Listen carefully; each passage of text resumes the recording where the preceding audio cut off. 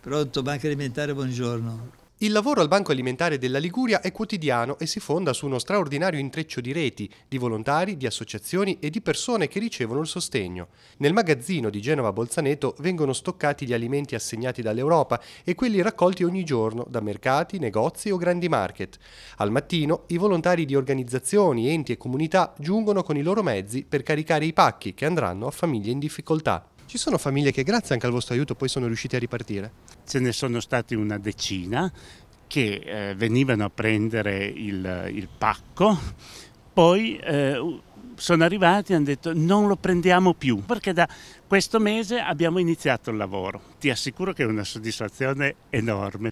Ruggero invece è il papà della casa famiglia a braccia aperte. Cerca omogeneizzati e prodotti per i bambini che non sono sempre disponibili. Noi la chiamiamo provvidenza, ecco, quindi gratuitamente diamo e gratuitamente riceviamo, quindi non quello che veniamo sempre stupiti perché riceviamo sempre di più di quello che ci aspettiamo. Suor Cristina e le religiose di Sant'Anna poi raccolgono alimenti per la loro comunità di minori. Dovuto alla situazione attuale in cui vive l'Italia, tanti italiani si sentono in confidenza con le suore a dire la loro situazione di povertà e ci chiedono aiuto. Volontari che incontrano volontari. Al magazzino ci sono quelli del banco, alcuni danno una mano all'ingresso, altri caricano i bancali, altri ancora curano l'organizzazione dagli uffici, come Marcello che di anni ne ha ben 80. Ho iniziato la Banca Alimentare giù in magazzino e l'ho fatto per 10 anni, aiutando molti nuovi volontari ad apprendere la tecnica di approntamento. A mia volta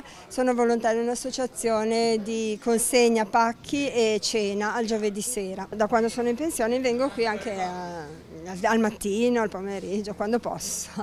Il Banco Alimentare dunque non è solo l'appuntamento con la colletta nazionale, ma è un lavoro di ogni giorno fatto di volti, passione, cura per i dettagli e dare concretezza alla speranza dei poveri. È questa la forza che sta dietro ai numeri del sostegno. Nel 2017 abbiamo recuperato e distribuito circa 2100 tonnellate di generi alimentari.